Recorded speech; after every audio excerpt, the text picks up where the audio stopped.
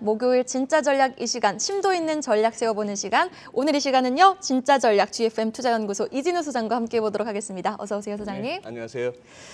자, 파월 의장의 빅스텝 발언에도 꼼짝 안 하던 증시가 유가가 오르니까 또 다시 한번 출렁이는 모습을 보였습니다. 네. 간밤에 3대 지수 어제 상승분을 모두 좀 반납을 하면서 1%대 하락세를 보였는데요. 어떻게 좀 지켜보셨는지 궁금합니다. 예. 우선 뭐 이따가 차트로도 살펴보시겠지만 기술적으로는 어느 정도 예견된 하락이었습니다. 네. 그동안에 조금 뭐 저항 없이 올라올 만한 상황이었고 지금 또 말씀하신 대로 유가가 다시 또 움직이죠. 이제 그런 부분들인데 아직까지는 지금의 이 상승 장세가 바닥을 확인하고 이제 추세로서의 상승인가 아니면 그동안 급락에 대한 기술적 반등인가 여기에 대해서 시장은 아직까지 그 누구도 장담을 못하는 국면입니다. 네, 그런 상황이고 어쨌거나 지난 월요일 날 있었던 파월 의장의 이제 인플레이션이 좀 심하면은 50bp 금리 인상도 가능하다 하는 것 갖다가 굉장히 노골적으로 얘기했거든요. 거기에 대해서도 시장은 의연했던 부분에 대해서는 좀 놀라웠습니다. 그렇죠. 예. 지금 첫 번째 슬라이드 한번 보시면은 이 표현을 이렇게 했거든요. 파월 이때 NAB니까 전미 실물 경제 협회죠. 여기서 인플레이션이 그냥 하이도 아니고 높다도 아니고 much too high입니다. too high도 아니고 much too high니까 최상의 표현을 한 거네요. 강조를 한 거네요. 예. 뭐 그 개그 프로에 나왔던 높아도 너무 높아하는 그 표현이에요. 그렇게 하고 필요한 조치를 하겠다는 것이고 이제 그동안에 이렇게 꾸준하게 대응하겠다 해서 신속하게라는 표현을 쓰기 시작했고 이렇게 대놓고 얘기했죠. 한 차례 혹은 복수의 회의에서 두어 차례 연방기금금리를 갖다가 25bp 넘게 올려서 그것이 적절하다고 한다면 그렇게 할 것이다 했단 말이죠. 그런데 왜 시장 왜 올랐을까? 우선 국채금리는 뛰고 있죠. 국채금리는 뛰고 있는데 참 놀랍습니다. 우리 불과 작년 4분기만 하더라도 이게 뭐 10년물 같은 경우에 1.7%만 넘어도 뭐 난리 날 것 같았는데 지금 2.35예요. 새벽에 자료 만들 때만 하더라도 그런 상황. 그리고 얼마나 좁혀졌습니까? 이 무렵에 여기는 뭐 0.5 정도 할 때 그래도 1.5, 한 100bp 차이 나던 게 지금 이제는 거의 뭐 20bp 이내로 좁혀졌죠. 이런 상황이고 그러다 보면 또 늘 이런 얘기는 합니다. 장단기 금리차가 역전될 10년물은 당연히 2년물 높아야 되는데 거의 붙어버리는 그런 상황인데 또 뭐 연준에서는 2년물, 10년물 이런 것보다 자기들이 보는 또 나름대로 수익률 커브가 있다 이런 식으로 얘기하면서 그걸 했는데요. 그러나 저는 이렇게 봅니다. 연준이 이렇게 했었잖아요. 그때 점도표 막 올렸잖아요. 지난 12월에는 금년에 3번만 올리겠다 했던 게 7번까지 올라가고 뭐 내년도는 2023년 같은 경우는 이쯤에 있던 중간값이 여기까지 올라가는 그런 식으로 하고 더 위에 찍는 위원들도 굉장히 많고 함에도 불구하고 인플레이션 쫓아가기 바쁘죠. 그리고 또 그때 같이 나왔던 거 12월에는 2022년 올해 성장률 4.0% 전망했다가 3개월 만에 2.8%. PC 인플레이션. 이거는 뭐 2.6% 정도로 예상했던 12월 FOMC에서 3개월 만에 물가 4%까지. 자, 이런 연준을 보고 2023년, 2024년 전망치 쳐다보는 거 아무 의미 없겠죠. 네. 석 달 후도 제대로 짐작 못하는 연준한테 내년, 후내년, 뭐 장기 인플레, 실업률, 뭐 중립금리 네, 그러세요 하는 겁니다. 쉽게 말해서 연준을 갖다가 그냥 우습게 보는 겁니다, 시장이. 너가 몇 번 올리다가 경기 침체 온다 내지는 장 빠질 것 같으면 올리기는 하겠어. 뭐 이런 식으로까지도 볼 수 있는 그런 상황이었는데 이제 조금 그거 한 거죠. 지금 이제 보면은 기술적으로는 그랬다 하는 것이 이렇습니다. 일목균형표로 보시면은 S&P 500 같은 경우에 부딪힐 만한 데 부딪혔죠. 여기 이제 구름대가 이제 이걸 갖다 이동평균선으로 해보시면 또 확 보입니다. 21선 공방이 이쯤 있었고 5일선이 21선하고 부딪혀서 공방이 지금 커서가 끔뻑거리는 이 무렵에 있었는데 21선 열리고 나니까 61선까지 이 횡했던 공간에 쉽게 올라왔으나 61선에 부딪히는 거예요. 아마 차트 펼쳐보시면 61선은 또 이렇게 우하향으로 누르고 있을 겁니다. 그러니 여기서 다 왔는지는 모르겠으나 접힐 때가 됐다는 얘기죠. 접힐 때가 됐고 나스닥은 이 얘기입니다. 나스닥과 S&P 500이 별 차이가 없는데 이렇게 61선이 눌러주는 그런 상황이고 나스닥도 이렇게 보면은 사실은 처음에 애초에 이런 식의 하락 채널을 만들다가 이게 이제 무너진 것이 금년 1월 중순부터 급격하게 무너졌고 무너지니까 책대로 가네요. 책대로 간다는 얘기가 이런 어떤 만들어졌던 채널의 폭만큼 순식간에 가버렸고 그리고 우크라이나 전쟁 터졌다 했을 때는 좀 시장이 과하게 반응해서 이 또 채널도 벗어나는 듯 했으나 다시 올라오고 자 그러면 이걸 올라섰으니 지금 마음 같아서는 뭐죠? 여기까지도 가자 다시 하고 싶은데 일단 좀 최근에 급하게 오지 않았니? 그리고 또 여기서는 이 정도면 또 차익 실현도 하고 싶지 않니? 그리고 이 구간은 어느 정도 월가에서도 컨센서스는 그동안 너무 우크라이나, 연준 이런 재료에 하방 배팅을 하던 세력들이 여기서 좀 쇼스퀴즈를 당했다. 뭐 이런 식의 어떤 전망이 분석이 나오는 그런 상황입니다. 지금 보시면은 조금 미국 시장도 질이 안 좋아졌습니다. 또 이래요. 또 밈 주식이 꿈틀거립니다. 게임스톱 보세요. 게임스톱 같은 경우에 최근에 많이 올라왔더라고요. 최근에 뭐 이게 한 80% 하던 게 지금 140% 근처 왔으면 이것만 해도 짭짤하죠. 짭짤한 게 아니라 대박이죠. 그렇죠. 대박도 뭐 이때 이런 장을 갖다가 자꾸 기대한다는 건 우습습니다. 그런 상황이고 밈도 꿈틀거리고 자 그리고 이것도 한번 보십시오. 요즘 또 이런저런 기사가 나오죠. 우리가 알고 있는 뭐 과거에 페이스북, 애플, 아마존, 뭐 넷플릭스, 구글 같은 빵, 그 빵에다가 이제 뉴빵 또는 빵 2.0 해서 뭐 에너지 F, 그 다음에 방위 에어로스페이스, 그리고 에그리컬처의 A, 그리고 이제 또 무슨 뉴클리어 원자력, 그리고 G 골든 메탈 이런 식으로 해서 새롭게 해서 또 이런 것들이 굉장히 시장을 아웃퍼폼 한다고 또 이제 여기저기서 기사화합니다. 저는 지금 미리 말씀드리는데 이거 좋습니다라고 우리 시청자 여러분한테 권하는 게 아니고요. 보니까 이 에너지 중에 쉐브론 같은 경우에 이만큼 왔고요. 위클리 차트입니다.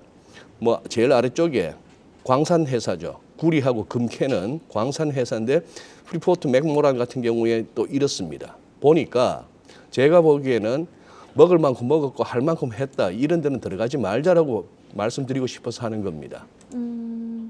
뭐 아시잖아요. 작년 말에 또 시커 올랐는 BBIG 가지고 또 ETF 만들어서 또 증권가에서 팔아먹으니까 그거 들어갔다 다 물리지 않습니까? 기사에 이런 거 좋답니다 한다고 해서 들어가시는 거는 정말 그거는 내가 차익 실현에 밥이 되겠다는 의미니까요. 자 이런 식으로 그거 하고 있고 그렇다면은 뉴빵이 아닌 올드빵은 뭐 좀 위태위태한 그런 국면으로 봐주시면 되겠습니다. 예. 네, 빵이 이제 좀 패러다임이 바뀌었다. 빵 2.0 네. 빵을 좀 주목해보자라고 말씀을 해주셨는데 사실 저희가 증시를 보면서 안 짚어볼 수 없는 부분이 유가인 것 같아요. 네, 맞습니다. 또 원유 선물 만기를 앞두고 유가에 대한 변동성도 좀 어느 정도 염두를 해야 되나 걱정하시는 분들 많으실 것 같은데요. 원자재 동향도 한번 좀 짚어주실 필요가 있을 것 같아요. 네. 원자재 동향은 일단 차트 먼저 보시면 최근 시장이 어떤 시장이었는가가 보이실 겁니다. 이거 한번 보시죠. 지금 WTI 한번 보시면은 자, 요 지금 음영 처리한 부분은 무슨 일이 있을까요? 제가 보기에는 변동성이 완전 극대화되어 있는 구간인가요? 예, 딱 이렇게 그냥말로 데칼코마니입니다. 데칼코마니인데 그냥 이렇게 보시죠. 우크라이나 전쟁 터졌대. 그리고 뭐 러시아에 제재한대. 러시아산 원유가 시장에 안 들어온대. 유가 뛸 거 아니야? 다들 그냥 원유 선물 롱으로 붙은 거죠. 그랬다 그냥 퍽 엎어졌던 겁니다. 그냥 이런 식으로 저는 보니까 이렇더라고요. 45도까지는 이해가 됩니다. 45도까지는 이해가 되는데 이렇게 투더문 외치는 각도는요. 예외 없습니다. 코인이든 중국 지수든 개별 종목, 특히 작전주, 잡주들에 가끔씩 나오는 이런 이 WTI 시장 같은 경우도 이번에는 무슨 잡주에 작전 걸린 것처럼 움직였죠. 자, 그래서 이 부분은 그렇게 소화됐다 치더라도 그렇다고 지금 유가가 90불이야 빠지겠냐 말이죠. 좀 전에 자막 처리 나왔습니다만 푸틴이 뭐라 그럽니까? 이제 우리 러시아산 원유 사가려면은 달러 말고 루블 가져와 이러고 있죠. 뭐 중국하고 할 때는 위안화, 루블 뭐 이런 걸로 서로 하겠다는 것이죠. 네. 그런 상황인데 이것이 계속해서 꾸역꾸역 올라갈 수밖에 없는 현재 상황입니다. 미국에서 지금 계속 뭐 원유나 쉐일을 퍼낼 수도 없는 상황이고요. 이것도 한번 보시죠. 니켈. 무슨 뭐 니켈이 글쎄요. 현업에 계신 분들은 그래요. 니켈 모자라지 않는다 지금. 그냥 괜히 전쟁통에 한번 난리가 났던 것이고 니켈 쇼 쳤던 세력들이 이 상황에서 그냥 쇼스퀴즈가 한번 나면서 이날 하루는 뭐였습니까? 하루 만에 고점은 전일 대비 110%까지 올랐던 뭐 말도 안 되는 장이죠. 그리고 그냥 원위치 했습니다. 원위치 한 그런 상황이고 밀도 보시면은 자 이때 금융위기 오기 전에 얼마나 투기가 심했습니까? 그렇게 투더무운 외치다가 그냥 자빠지는 거는 어디나 다 똑같다 말씀드렸고 이번에도 한번 투더무운 외치다가 이렇게 했습니다만 이 부분이 이 정도로 해소되고 이제는 다시 수급과 펀더멘털 따라가겠죠. 이미 금융위기 당시 고점도 열었고 이걸로 끝났느냐? 단기적으로는 한번 조정을 받아야겠지만 계속 간다. 이렇게 본다면은 원유 무슨 뭐 비철금속 곡물에 이르기까지 이 원자재발 인플레 압력은 앞으로도 꾸준히 지속될 수밖에 없다고 보여집니다. 그리고 이 말씀 드려야겠어요. 네. 어떤 말씀? 정치하는 사람들이 그 나라 국민들을 갖다가 잘 살게 하기 위해서는 뭐든지 할 것이다. 그것은 우리의 바람이기도 하고 당위론인데 과연 그런가? 지금 미국을 지금 꾸려간다는 사람들이 뭘 잘해보자고 하는 건지 그들의 말은 그렇습니다만 실제 취하는 액션이나 정책이나 이런 것들을 보면은 그 부분이 자꾸 이렇게 의심스러워지는 뭐 그런 국면입니다. 그러니 각자 도생 잘 알아서 생존해야 됩니다.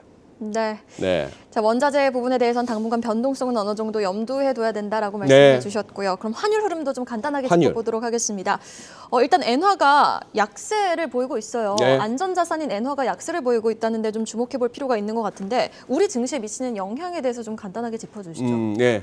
뭐 저는 개인적으로 엔화가 안전자산이라는 데에서 동의하지 않습니다. 금융위기 이후에 그런 어떤 통념이 생겼는데 그거는 그냥 엔이 안전해서라기보다도 어떤 엔 캐리, 저금리의 엔화를 가지고 막 여기저기 투자했다가 2008년 같은 상황이 오면은 다 포지션 정리하고 다시 엔으로 돌아오다 보면 생기는 현상이었는데 자 차트 한번 보시죠. 달러엔 환율입니다.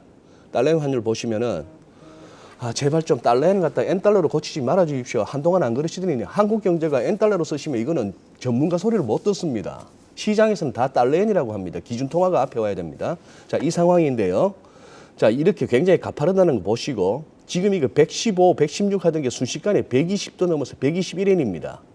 자, 월간 차트 보시면은 굉장히 크리티컬한 레벨에 와 있다는 것이죠. 이걸 넘어설 수 있느냐. 자, 이런 식의 기사죠. 일본 수입 기업은 초비상 당연하겠죠. 그 대신 한국 수출 기업은 또 뭐 불똥. 일본의 수출 기업들은 쾌재. 왜?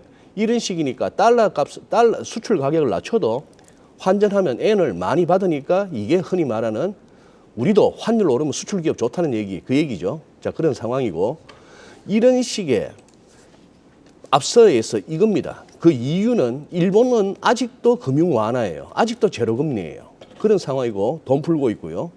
또 하나 이것도 큽니다. 일본이 무역 수지가 이래? 예, 적자입니다. 최근에 경상수지도 12월 1월 2개월 연속 적자가 났는데 최근 1년 보시면 무역 수지가 이런 상황.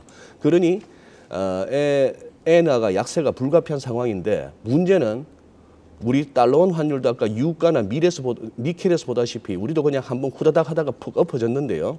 엔원 환율까지 한번 보시고 말씀드릴게요. 100엔당 1,070원, 1,080원을 육박하던 이 엔원 환율이 원엔이 아닙니다. 엔원입니다. 이것이 그냥 훅 떨어져 지금 어제는 100엔당 1,000원도 하회하는 그런 상황인데 이거는 그렇게 보입니다. 기본적으로 엔 약세 배경은 완화 정책 그리고 무역 수지 적자 뭐 이런 식인데 이렇게 최근 들어서 가팔라졌던 거는 우크라이나 사태 등등으로 인해서 시장에서 역내 역외할 것 없이 엔원 롱플레이를 한 것 같아요. 이렇게 된다면은 과거에 어수선하면은 엔은 강해졌고 원화는 약해졌지 해서 엔원이 오른다고 배팅을 했다가 그것이 아니다 보니까 전부 되갚는 상황에서 엔원이 유난히 달러원 환율이 좀 이렇게 흘러내리는 그런 상황입니다만 이것도 정리됐습니다. 오늘 NDF 또 1219원 근처네요. 대충 1210원 정도에서 달러원 환율 하락 멈췄다고 생각하시고 주식도 거기에 맞춰서 대응하시면 좋을 것 같습니다. 네, 알겠습니다. 그럼 일단 국내 증시도 일단 환율에 맞춰 네. 좀 대응을 해보자라는 말씀으로 정리를 해주셨습니다. 목요일 진짜 전략 GFM 투자연구소 이진우 소장과 함께 해봤습니다. 오늘 말씀 고맙습니다. 네, 감사합니다.